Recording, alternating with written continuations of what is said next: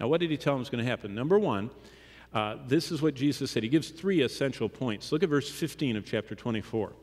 First, the trouble leading up to Christ's coming kingdom rule will start with one man's actions in Jerusalem's holy place. Look what verse 15 says. Therefore, when you see the abomination of desolation spoken of by Daniel the prophet standing in the holy place, whoever reads, let him understand. Now, that's a complicated verse. Jesus is citing an Old Testament passage from Daniel. And Jesus said a person, he calls them the abomination that causes desolation, and he says they're going to stand in a place. Well, let's just unpack this. What is when it says they're standing in the holy place? Well, that word is used, that expression, holy place, is used 54 times in the Old Testament. 100% of the time, it's the temple, or before the temple, the tabernacle. So all 54 in the Old Testament, it's the tabernacle or the temple. In the New Testament, it's used 5 times, primarily in Hebrews, every time referring to the holy place of the temple, like Herod's temple, Solomon's temple, using of the place where the Ark of the Covenant, where the menorah, where the bread, the showbread, in the altar of incense, and the brazen, all those things, that was called the holy place. Now look what he says. When you see this person, the abomination that causes desolation, spoken of by Daniel, standing in the holy place, the temple that's in Jerusalem. Now that's led to a lot of people saying, wow, this has already happened. That's Antiochus, or that's the Romans when they came, and because there's no temple there today. Yeah, but God said there's a temple there in the tribulation. It's in Revelation 11. John says there's a temple. He sees it. He talks about it. Paul says there's a temple. Paul says the very same thing. Paul says in 2 Thessalonians that the Antichrist is going to be in the temple. What temple? The temple that's in Jerusalem. So basically, Jesus says the trouble that's going to cause his coming kingdom rule is when a certain person, this abomination that Daniel talked about. Now, real quickly, just keep your place there and turn back to Daniel chapter 9. Remember we were in 7 last time. Skip forward to chapter 9. I just want to do 2 verses in there. Chapter 9, verse 26 and 27. And we'll do a simple explanatory Bible study. We'll read through it and talk about what it means. It says, after the 62 weeks, Messiah shall be cut off. What 62 weeks? Well, it's the time between the rebuilding of Jerusalem and Jesus being crucified. It actually starts back in verse 25, and it says that people are going to come back and they're going to rebuild Jerusalem. They're going to put up the wall. They're going to put the streets down. And after 7 weeks and 62 weeks, 7 is in chapter 9, verse 25. After those 69 weeks, Jesus is going to be crucified. How long is 69 weeks? Well, it's about 483 days, if the weeks are days. Between Nehemiah's time and Christ's crucifixion is not 483 days. So we know these aren't literal 7-day weeks. Now, in chapter 10, in verse 2, whenever it has the number, like 3 full weeks, those are literal 7-day weeks. But this word is actually heptad. It's actually sevens. So there's going to be 69 sevens. Well, if you multiply 69 times 7 years, you get 483 years, and it happens to be exactly how long it was from Nehemiah until the crucifixion.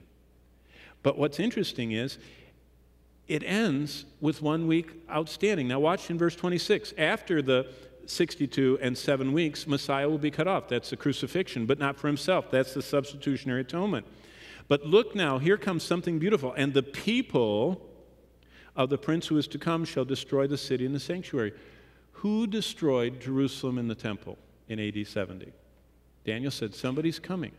The Roman Empire. We all know that. Titus and the 9th Legion came and they camped on Mount Scopus and they leveled the place. So look what it says in verse 26. The people who destroyed the city and the sanctuary are going to have a prince who is to come. That's where, if you've ever heard in your mind of the revived Roman Empire, it doesn't come from Hal Lindsey or John Walvoord or John Darby. It comes from Jesus Christ and Daniel. And God says that the Roman Empire is going to resurface in the future. The same people that destroyed Jerusalem in AD 70 are coming back. Well, actually, they never left. They've just kind of been fragmented. And every piece of the old Roman Empire has had its day in the sun.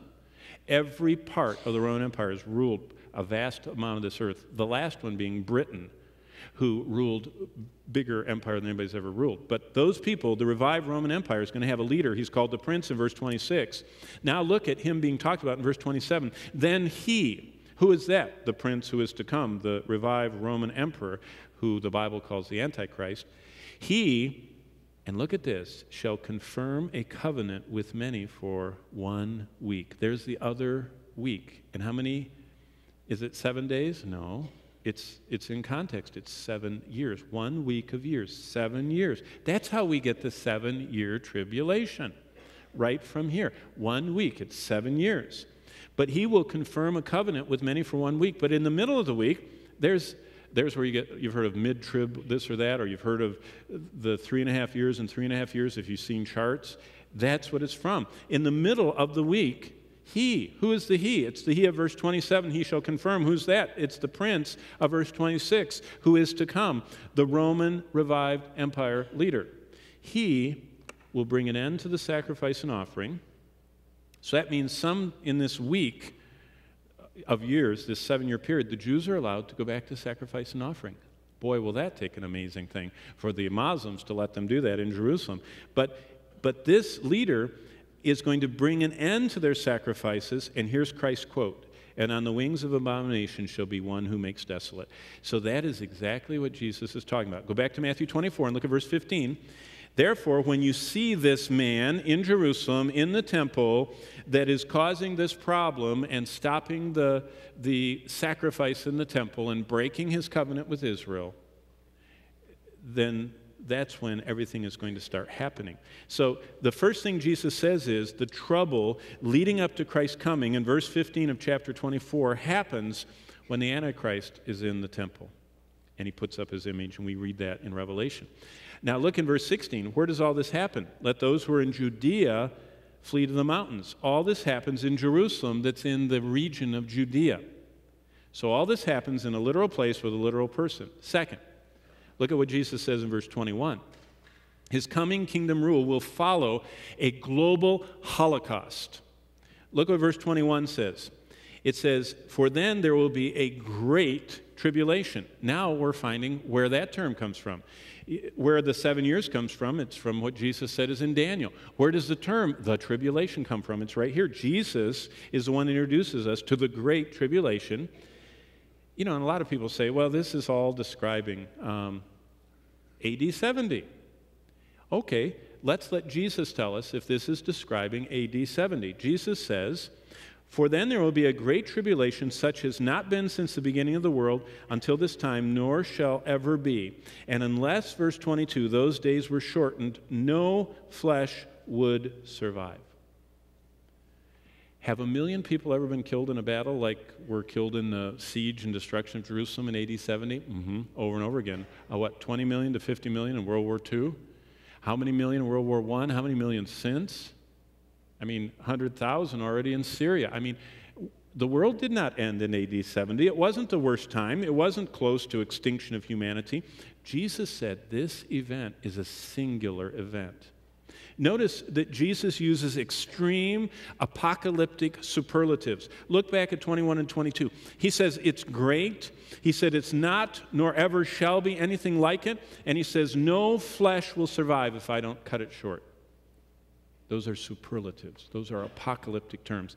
What Jesus is talking about here hasn't happened yet.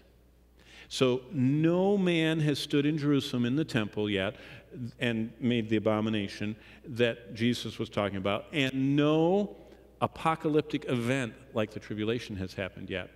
Third thing Jesus says, look at chapter 25. Turn over to chapter 25 and verse 31. He's still talking about this. In Matthew 25:31, the third point Jesus makes is his coming rule is going to be seen by every one of us this morning. If you're a believer, you're going to see this event. Number 2, by every saint that's ever lived.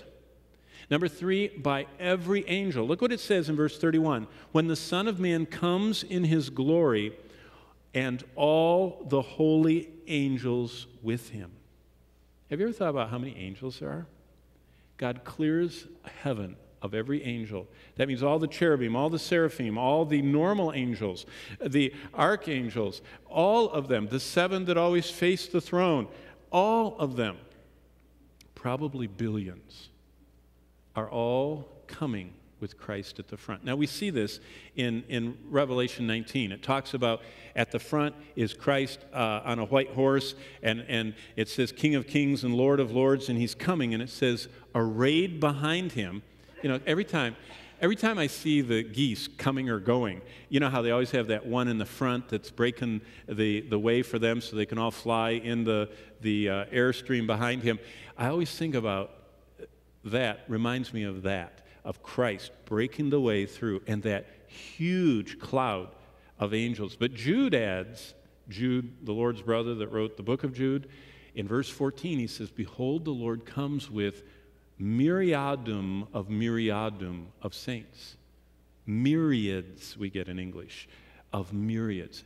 The word myriad was the largest number in the Greco-Roman world. They didn't have a number higher than that. Myriad means an uncountable number. And Jude records that Enoch said, the Lord comes with myriads times myriads of saints. Well, that made me think, how many saints could there be?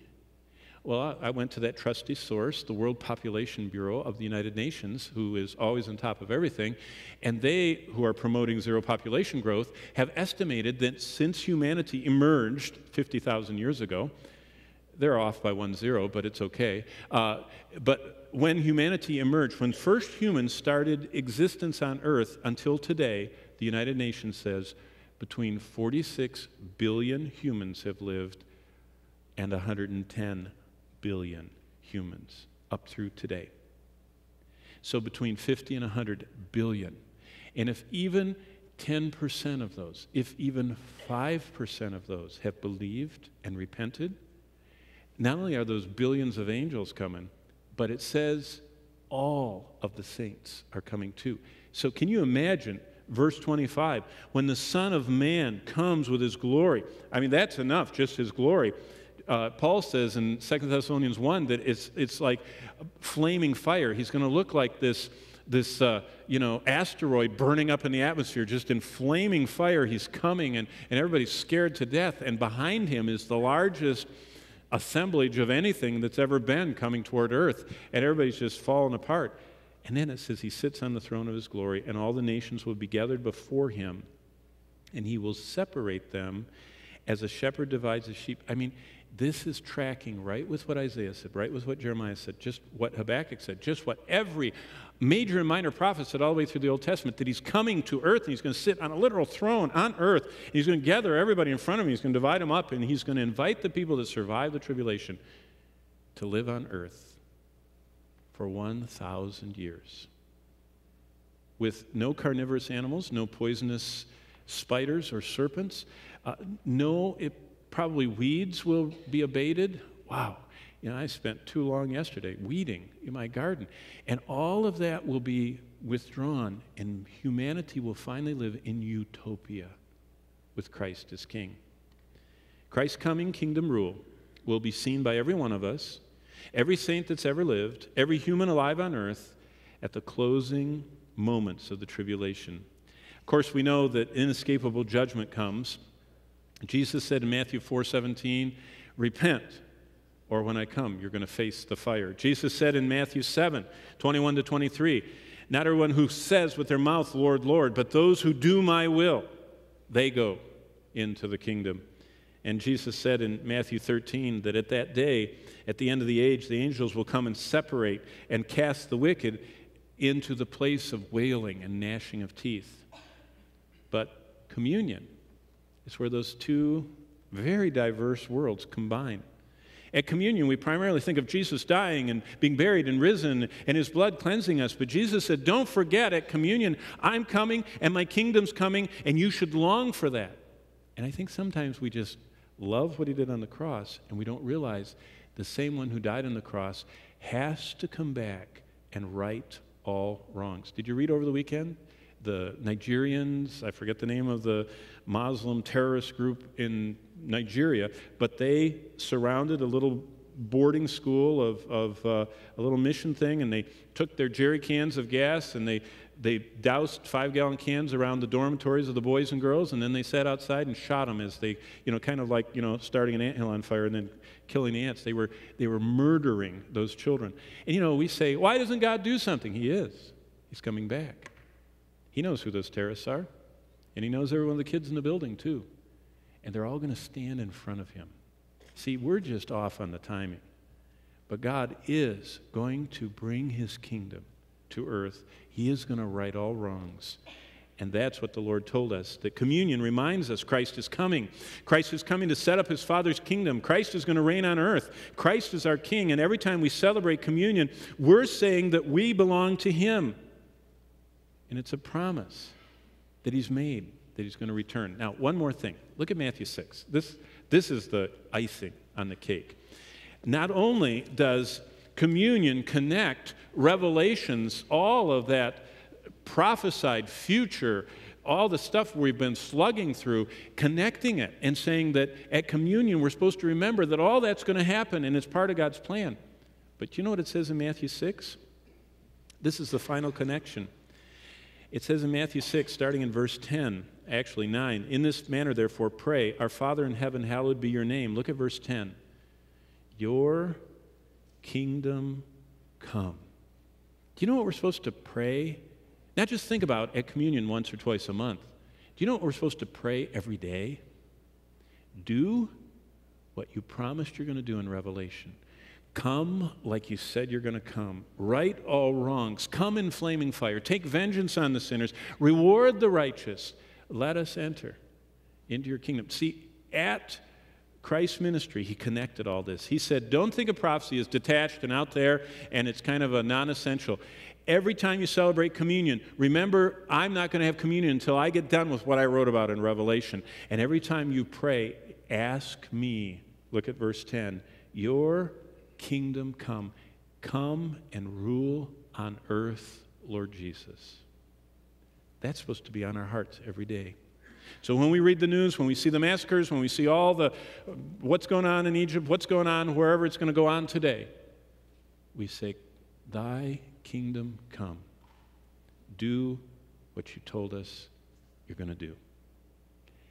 The amazing blessing, thy kingdom come, means that we ask for Christ coming to rule. We don't just ask for it in the future. Part of it is saying, and I want to be doing what you called me to do because I'm your subject. I seek your kingdom in my life today. And that's a connection with communion. So every time we celebrate communion, you're thinking about Revelation. Every time you pray, we're thinking about Revelation. As we live our days, we're saying, Lord, you know what's happening. I want to be in sync with your plan.